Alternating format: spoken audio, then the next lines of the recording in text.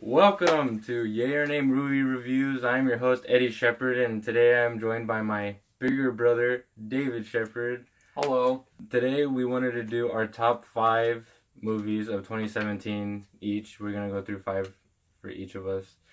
And starting with number 5, David, what was your number 5 movie of the year? My number 5. Jeez. So, just to let you know, for my top 5, there were two good movies I didn't watch, which I regret not watching. I will watch them, though. I will watch them. Thor Ragnarok, which I just know is good, even though I haven't seen it yet. And, what was the other one? I'm trying to think of the other one I didn't watch. Blade Runner? Blade Runner 2049. Okay, yeah. We'll talk about it later. But, yeah, those are 2 I haven't watched. So, those won't be in my top 5. But anyways, this is my number 5. Number 5 for me would be Wonder Woman. Do you want to explain why? No, that's on you, buddy. That's on me? Yes. Or I asked you. Your top 5 is Wonder Woman. Yeah, okay. Yeah. I'll say a quick explanation. I don't want to. Yeah. Anyways, Wonder Woman. Wow, that was DC. The DCEU finally straightened their stuff. They didn't have much success with Batman v Superman. I liked it. It makes reviews, but Wonder Woman I did love, and for a guy who's not much for female heroes or heroines, I guess that makes me a little sexist, but it's hard for me to see the appeal a lot of times. They did a great job. I really like this character, the character Wonder Woman, Gal Gadot, I believe it's pronounced. She did a tremendous job playing the role, and yeah, that is my number 5. And now it's time for my top 5, or my number 5 actually. It's a movie he hasn't seen, and he just explained that he hadn't seen it. Thor Ragnarok, and this was a revelation when it comes to the Thor movies. It was a masterpiece compared to the previous 2. Number 1 was alright, but number 2 was like, I didn't like it. It was pretty much trash to me. It's one of the Marvel movies I didn't see in theaters because I didn't really care.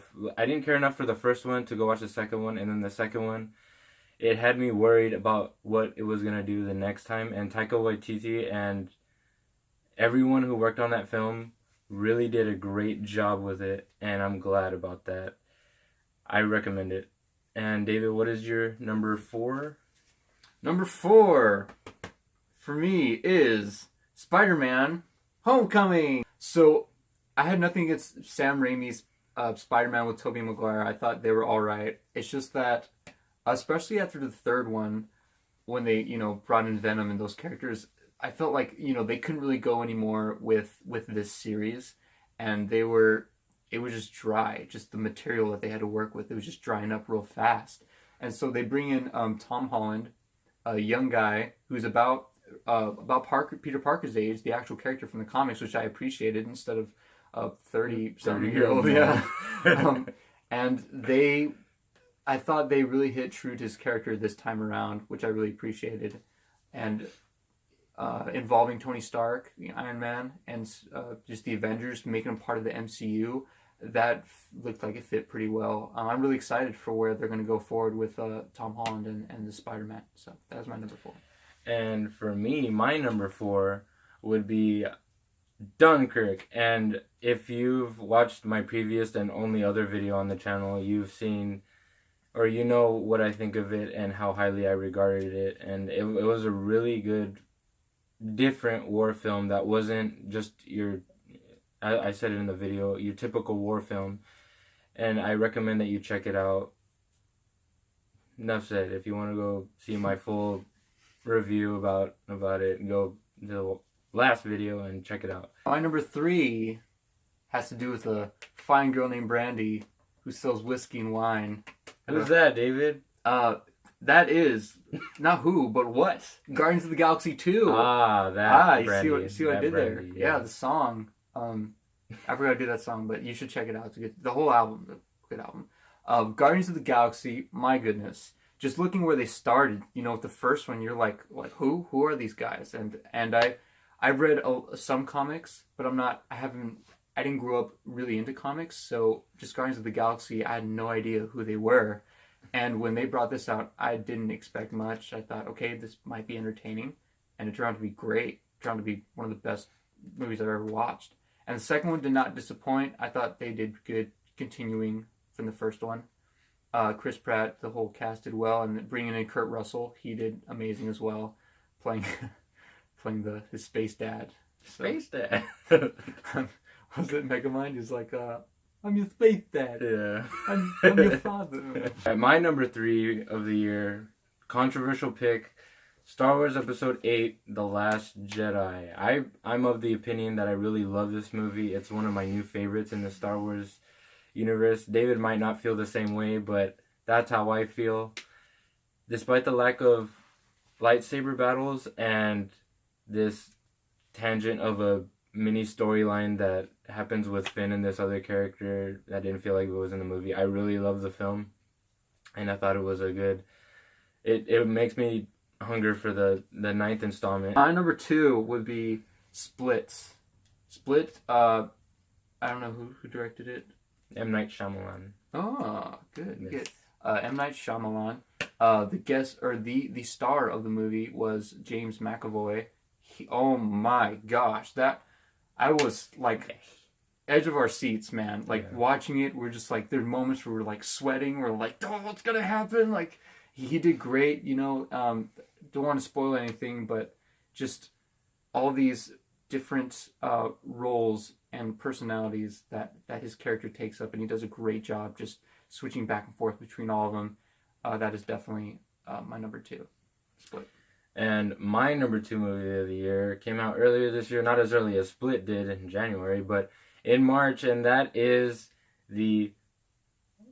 hopefully not, but it's the supposed final role of Hugh Jackman's Wolverine and Logan.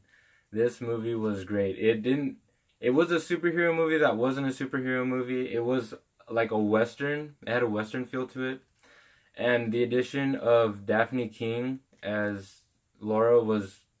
She did a great job as a child actor, and it was a good send-off for Patrick Stewart and Hugh Jackman as their roles that we've been seeing them in for the past 17 years, whether you know it or not.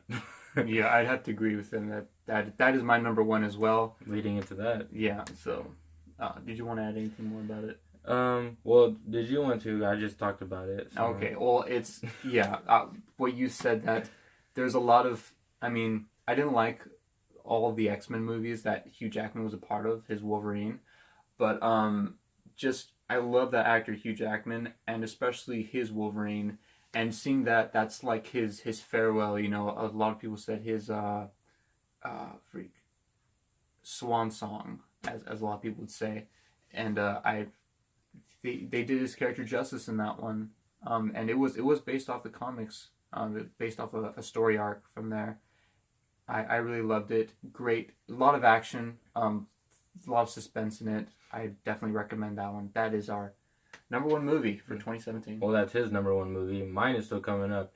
Oh, and that was my number 2 actually. Oh, okay. And if whoever Marvel chooses to cast as their new Wolverine, let's start the hashtag right now. Not my Wolverine.